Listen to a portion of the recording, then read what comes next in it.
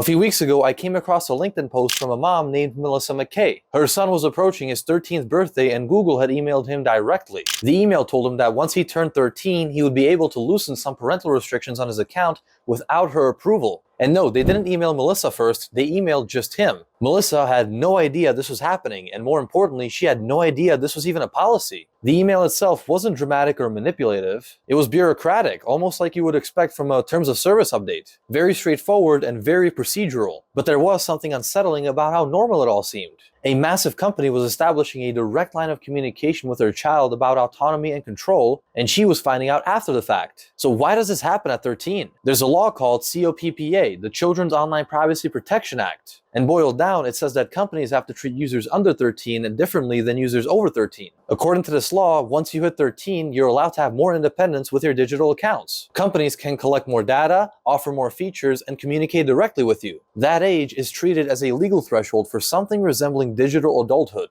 Melissa's post ended up going viral. People were surprised, frustrated, and honestly just caught off guard. Google responded within a few days and made their policy more parent-friendly. But here's the thing, this policy had been in place for years, as COPPA has been law for nearly 3 decades. It wasn't just a bug or an oversight, this was how it worked. It just took someone pointing it out publicly for it to change. And that raises a question that I think is worth asking. If 13 is the age where companies start treating kids as independent enough to make decisions about their own digital lives, who decided that was developmentally appropriate? Was it lawmakers, psychologists, or was it just the lowest age that companies could legally get away with? A few weeks after the Google incident, Melissa posted again. This time it was about Roblox. Her son had just turned 13, and she got an email from Roblox informing her about the changes to his account. But it wasn't asking her for permission or giving her options. It was basically just telling her that her parental controls were automatically being removed. She would no longer be able to manage his privacy settings, screen time, and she wouldn't even be able to block other users or experiences on his behalf. The message was essentially, this is happening, so you might want to discuss it with him. And then there was this line that really stood out. Roblox encouraged her to discuss spending guidelines with her son,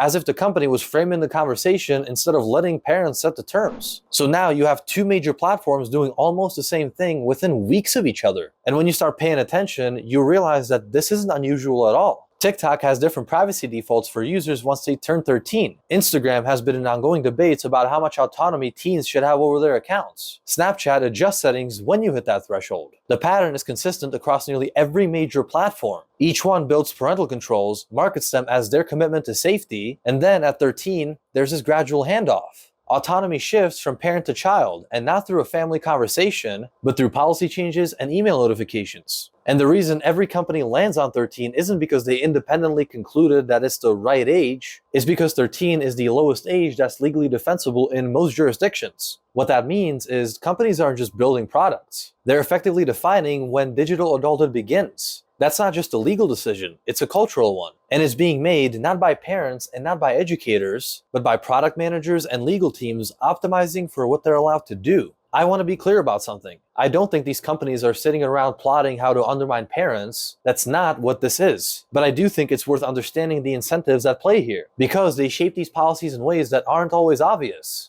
When a 13-year-old gets independent control over their account, a few things happen. They get their own data profile, they start receiving personalized ads, and the algorithm gets to learn directly from their behavior without parental filtering. Engagement loops become more direct. And from the company's perspective, the user becomes more valuable over time. A 13-year-old with more autonomy spends more time on the platform because there are fewer restrictions. The algorithm can personalize more aggressively because it's pulling from unfiltered activity. Communication channels open up, which increases interaction. And yes, in-app purchases become way easier because there are fewer barriers. More autonomy generally equals more engagement, and more engagement equals better long-term monetization. Now, before I go any further, I should probably mention that I'm 20 years old. I don't have kids, and I'm not trying to pretend to know what it's like to be a parent navigating this stuff. But I believe these questions are worth asking, even if I'm not being directly affected by them yet. Because this isn't just about individual families making choices. It's about how an entire generation is growing up and what roles these platforms play in that process. So here's something I keep thinking about. 13 is the age when a lot of platforms start building a long-term data identity for users. If someone starts accumulating a behavioral profile at 13, what does that look like at 23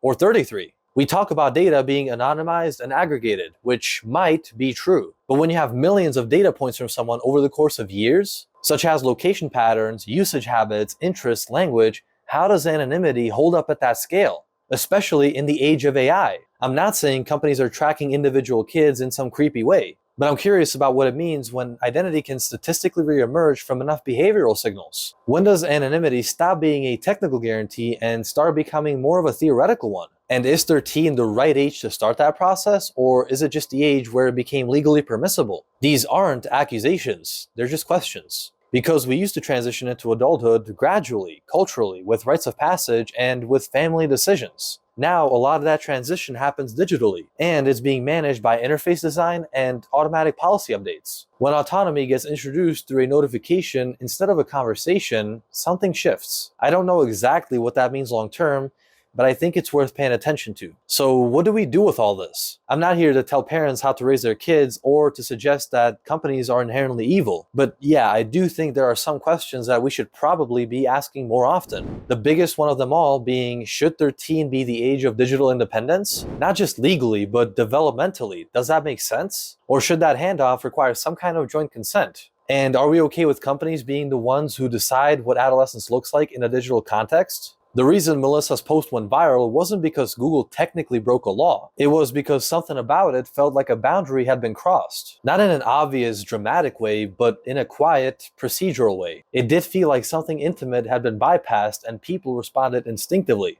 And I think what bothers people isn't just one email from one company. It's the realization that this has been happening for years. Since COPPA was established, kids turning 13 have been receiving emails from platforms encouraging them to take control, to loosen restrictions, and to step into this idea of digital independence. And parents have mostly been finding out about it just like Melissa did, after the fact. What makes this complicated is that childhood itself is now being mediated through apps. Adolescence is being defined by platform permissions. Independence is unlocked through email notifications. And all of this is happening inside systems that are being designed by people who are optimizing for engagement and growth, not necessarily for what's best developmentally. I'm glad the Google thing went viral, and I'm also glad that they changed their policy within days after years of doing it quietly. At the same time, though, I think the fact that it took public backlash for them to change it tells you something about how these decisions get made. They're not being made with families in mind first. They're being made with business models in mind, and families have to adjust around them. So maybe the question isn't just what kids are seeing online.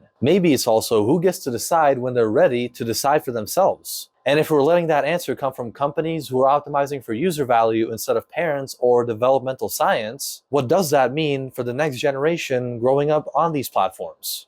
If you found this video interesting and want more like it, go ahead and subscribe to my channel. And let me know in the comments down below. If you're a parent, has something like this ever happened to you? Did you know this was happening at 13? I'm curious to hear your experience. Thank you for watching. I'll see you next week.